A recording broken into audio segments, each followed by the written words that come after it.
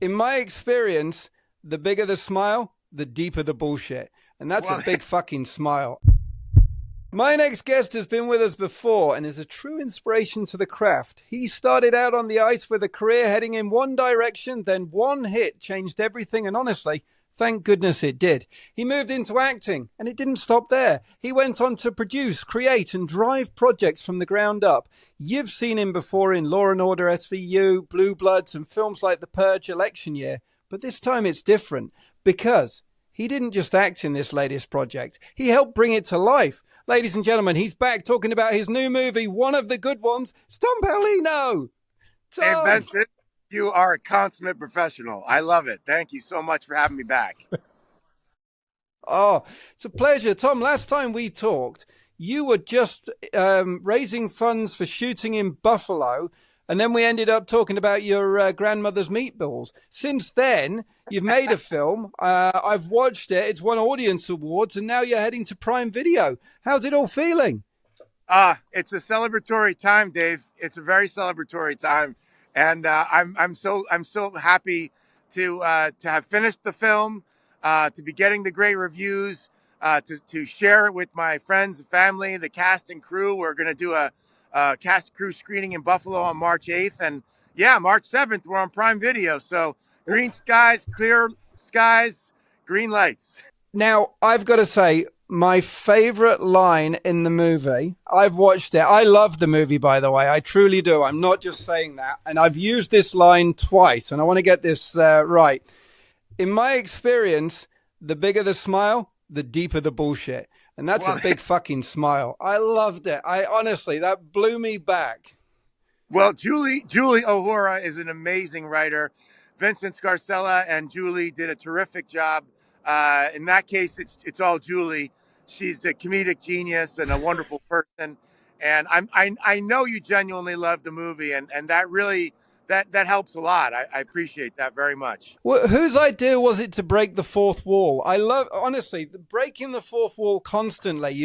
It was awesome. It was a conversation going on. There was something happening, and then all of a sudden you would step out of it and break the fourth wall, and I loved it.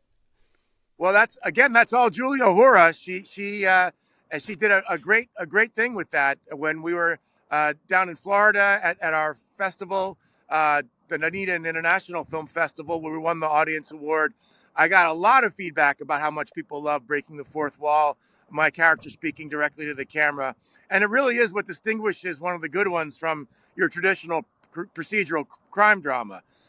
So yeah, we took a joyful risk there, and it's paying off in spades. And what was the moment for you? So you'd finished funding it, which I know you did a heap of work to get the money together. You finished filming it. What was the moment when you actually thought, "Hang on a second, this is actually going to work"? Well, it's a great question, Dave, because when we were on the set, I knew it was going to work when we were on the set because I had built a culture, and that culture is very specific. I was guided and inspired by Herb Brooks when he built a culture of the 1980 Olympic hockey team that won the gold medal, and he was very, very specific about who belonged and who did not. And I took that note and I applied it to one of the good ones. So when we were on the set, everyone was friends, and we ate together, we worked together, we solved problems together, and everyone is still friends. So it's really starts from the pre-production and building a family that has functionality, joy, and clarity at its center. That's awesome. And one thing I picked up on, and I've seen it in some other reviews I read as well, is the balance of humor, yet with some really serious themes going on around integrity and corruption. Was that always the intention, or did that evolve as you were building it? Absolutely, Dave. I'm very keen to the fact that trust broken is a sensitive, emotional issue, particularly sensitive and particularly emotional when trust is broken between a civil servant, like a district attorney in the case of one of the good ones, and the public at large. So I knew instinctually that humor was going to make the messages palatable when the material is so intense and emotional. Yeah, and you've talked about this also being a real personal project, which I can see that it is for yourself.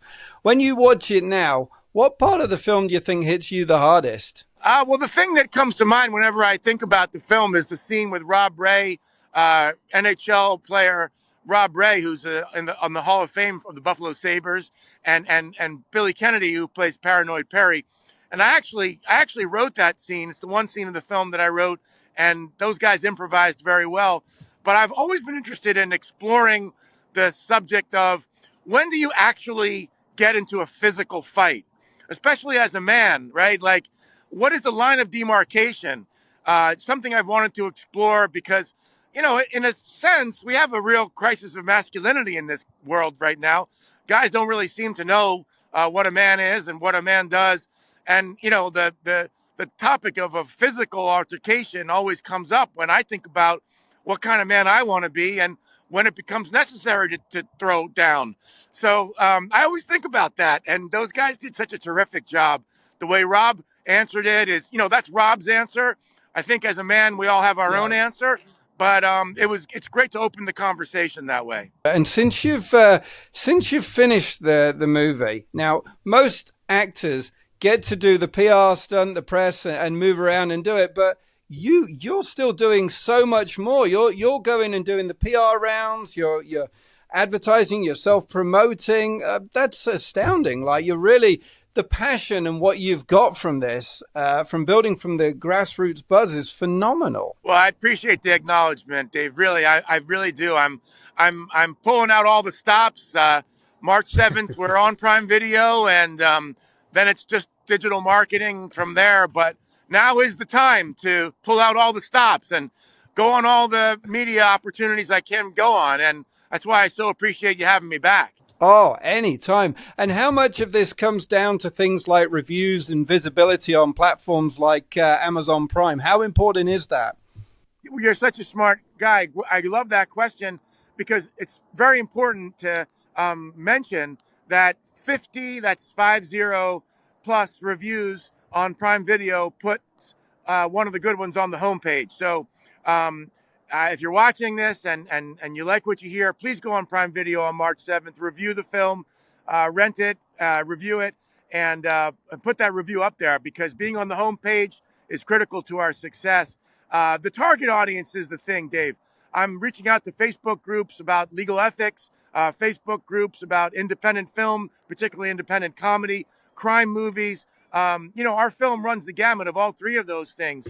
So the jig is up for one of the good ones. And I say three things about the film. It's funny. It's a concept we've never seen before, and it's got an audience. And we're about to find out how big that audience is. I love it. I love it. Well, I can guarantee you, Tom, you're going to have one review from me as soon as that bad boy goes up. I can promise you that. Cheerio. Cheers, my friend. I appreciate that very Can I ask you one more favor, Tom? I'm going to show the trailer for one of the good ones right now. Can you introduce the trailer? Can you tell people what they are going to see? 100%. Ladies and gentlemen, I am so pleased to introduce the film One of the Good Ones, an independent comedy about legal drama. And my name is Tom Paolino. I am the lead actor and executive producer, and enjoy the show. A lot of people hate lawyers, and yeah, there's some bad ones. Maybe there's something I could do to get out of this. I'm one of the good ones. I prosecute bad ones so they're held accountable. Yeah, no, I mean, I heard they are looking at Susie for her husband's murder. Yeah, she didn't do it. How do you know? I'm leading the investigation. Sometimes I feel like the ham in a corruption sandwich. So what are you thinking? Something's up, man. Something's way. You go after dirty lawyers, white-collar criminals, not mob guys with blood on their hands.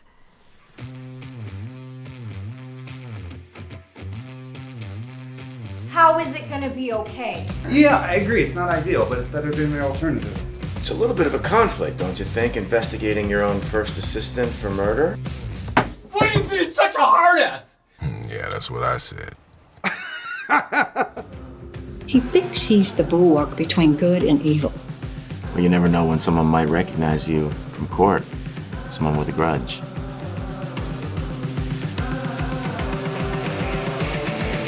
Once you start asking the real questions, the whole thing falls apart.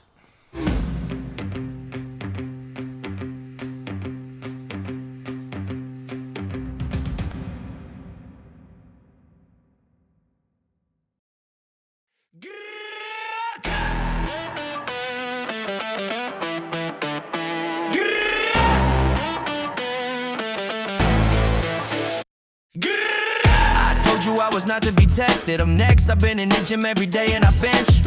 Way too much weight to be getting offended. A whole lot of rage in the way that I step. I've been at war with the monsters inside of my head, and I keep coming out with the win. They gon' get me back on the field again. A whole lot of game and it's about to begin.